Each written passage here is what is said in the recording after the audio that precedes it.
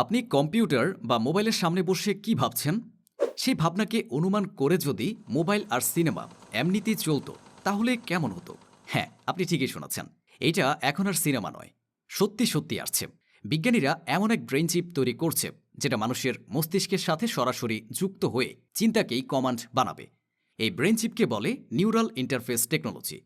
সহজ বাংলায় বললে, মাথার ভেতর ছোট্ট একটা চিপ বসানো হবে, যেটা আপনার মস্তিষ্কের সিগন্যাল পড়তে পারবে।